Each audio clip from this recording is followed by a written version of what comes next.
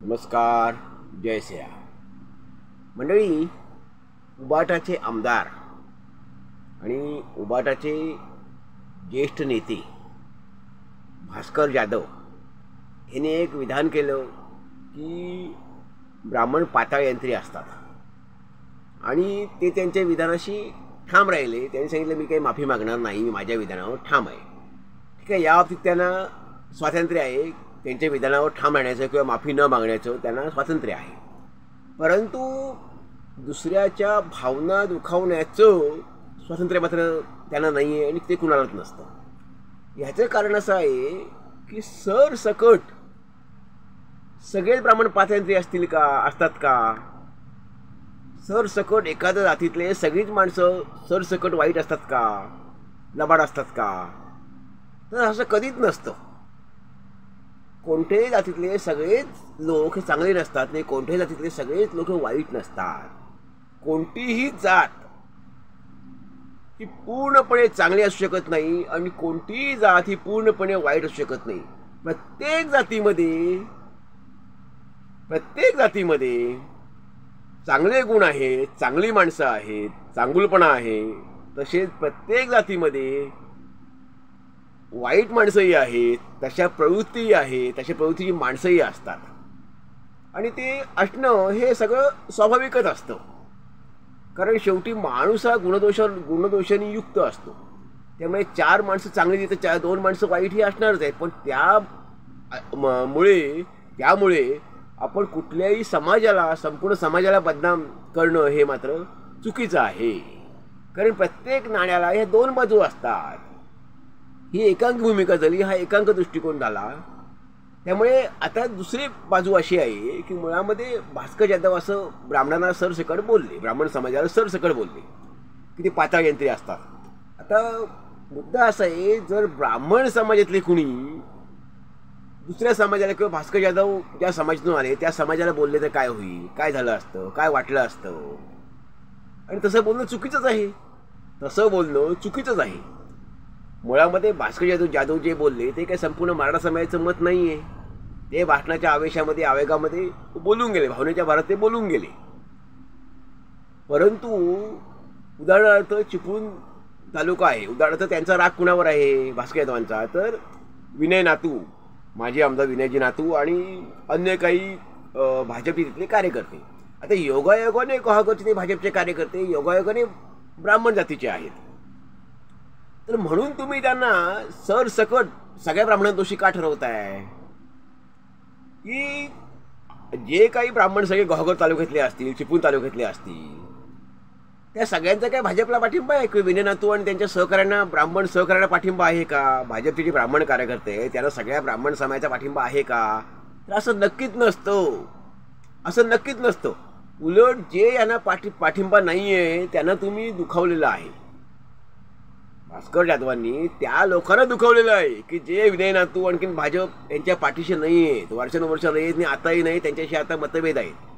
अशा लोकांना यांनी दुखावलेलं, ब्राह्मण समाजाला त्यांनी दुखावलेलं आहे.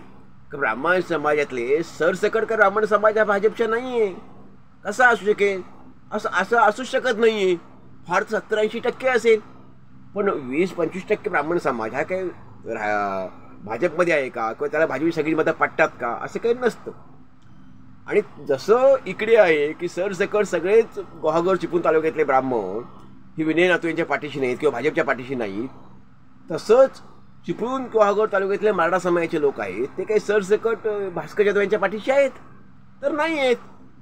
चिपळूण गोहागर तालुक्यातले लोक हे काही भास्कर जाधव सरसकट सर्व लोक हे भास्कर जाधव यांच्या पाठीशी नसणार आणि भास्कर जाधव यांच्या विधानाशी सहमत नसणार. पण त्याचा मराठा समाज ते म्हणजे त्यांचं व्यक्तिगत मत आहे, ते वैयक्तिक विधान आहे त्यांचं. आमचा संबंध काय याच्याशी? आम्ही नाही सहमत. त्यामुळे असं जे विधान केलेलं आहे हे विधान हे दुर्दैवी आहे. कुठल्याही समाजाला टार्गेट करणं, असं लक्ष करणं, त्याच्यावर अशा तऱ्हेची टीका करणं हे चुकीचं आहे. कारण सगळ्यांना एका माळेचे मणे मानू शकत नाही. हाताची बोटं ही सगळी कधी सारखी नसतात. हे आपण ह्याचा विचार करायला पाहिजे, तारतम्याने विचार करायला पाहिजे ह्या सगळ्याचा. आणि मगच आपलं मत कुठलंही मांडलं पाहिजे आपण.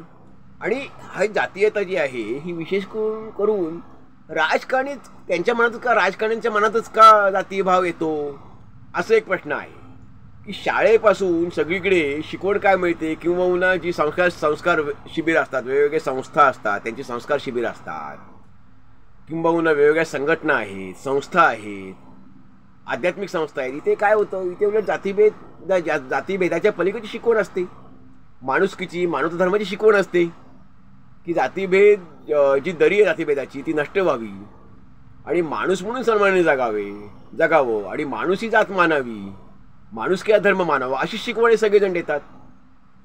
मग ती आचरणात कुणी आणायची? राजकारण्यांनी ही शिकवण आचरणात आणायची नाही का?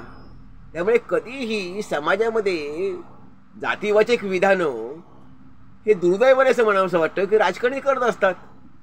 पूर्वीचे राजकारणी नव्हे, पूर्वीचे थोर राजकारणी होते, त्यांच्याविषयी नाही, आणि आताही काही राजकारणी समजा चांगले आहेत त्यांच्याविषयी नाही, त्यांच्याविषयी बोलत नाही, परंतु सर्रास जातीवाचक विधानं हे राजकारणीच करतात आणि त्याचा समाजावर वाईट परिणाम होत असतो. त्याचं शेवटी जैसा राजा तसे प्रजाजन, जसं राजा वागणार तसे प्रजाजन वागणार आहे. मग तुम्ही प्रजेला दोष का देता? कायदे कोण बनवतो, नियम कोण बनवतो, आपलं कायदे मंडळ आहे ते कोण चालवतं? आपले जनप्रतिनिधी जातात, आमदार खासदार जातात, संसदेमध्ये विधानभवनामध्ये जातात, तिथून सगळे कायदे बनवत असतात. मग कायदे बनवणारे जर असे वागायला लागले, चुकीचे वागायला लागले, तर जनतेकडनं अपेक्षा तुम्ही काय करणार? जनतेकडनं चांगल्या वागण्याची तुम्ही अपेक्षा करूच शकत नाही. त्यामुळे तुम्हाला ज्यांच्यावर टीका करायची होती त्यांचं तुम्ही नाव घेतलं असतं, भले ते ब्राह्मण होते, समजा गोहागड तालुक्यातले, चिपळूण तालुक्यातले भाजपचे कार्यकर्ते, काही भाजपचे कार्यकर्ते हे ब्राह्मण असतील, मग त्यांचे तुम्ही नाव घ्यायचं, त्यांचं सरसकट तुम्ही नाव घ्यायचं आणि नाव घेऊन जर बोलले असते तर बाकीचा ब्राह्मण समाज एकवटला नसता आणि तो या ब्राह्मण कार्यकर्त्यांच्या पाठीशी राहिला नसता. कारण ते ब्राह्मण समाज अगदी सरळ म्हटला असता की हा आमचा काही मुद्दा नाही आहे समाजाचा, ते त्यांनी व्यक्तिगत नाव घेऊन म्हटलेलं आहे आणि त्यांचा राजकीय मुद्दा आहे. ठीक आहे, राजकारणात टीकाही होत असते आणि टीका होत राहणारच. त्यामुळे त्यांनी टीका केली भास्कर यादवांनी, त्याच्याविषयी काही कुणाचं म्हणणं नाही आहे काही, परंतु तुम्ही जातीवाचक टीका जी केली त्यामुळेच सगळा समाज एकवटला आणि समाजामध्ये वेगळे भाव उमटले, वेगळ्या प्रतिक्रिया उमटल्या. जर ब्राह्मण कार्यकर्ते म्हणून केवळ तुम्ही टीका करताय, मग तुम्ही त्यांची नावं घ्यायची, मग जातींची कोणतीही असो, पण ते ब्राह्मण असले तर तो योगायोग समजावा. पण तुम्ही त्यांची नावं जर घेतली असती तर बाकीच्या ब्राह्मण कार्यकर्त्यांना किंबहुना बाकीच्या ब्राह्मण समाजाला, गोहागड चिपळूण तालुक्यातल्या आणि आता महाराष्ट्रातल्या तुम्ही सरसकट सगळ्या ब्राह्मणांना पाथ्यांती म्हणतात, त्यांना कुणालाही काही वाटलं नसतं. पण ते म्हटले असते हे राजकारणामध्ये आहेत, मग ते ब्राह्मण आहेत, त्याला काय करायचं, त्यांच्यावर टीका होणारच. त्यांनी जातीचे नाव थोडंच घेतलंय, त्यांनी व्यक्तिगत नाव घेऊन टीका केलेली आहे, मग त्याची जात कोणती असू शकते. त्यामुळे ब्राह्मण समाजा पाठीशी राहिला नसता. आणि मला आताही हे सांगायचं आहे की भास्कर जाधव जरी बोलले असले तरी मराठा समाज हा काही त्यांच्या पाठीशी राहणार नाही. कारण मराठा समाजामध्ये अनेक चांगली माणसं आहेत आणि मोठमोठे विचारवंत हे मराठा समाजामध्ये आहेत आणि ते काही जातीय भाव अजिबात पाळत नाहीत. त्यामुळे मराठा समाजाच्या नेत्यांची, मराठा समाजाच्या अन्य विचारवंतांची ही अजिबात शिकवण नाही आहे समाजाला.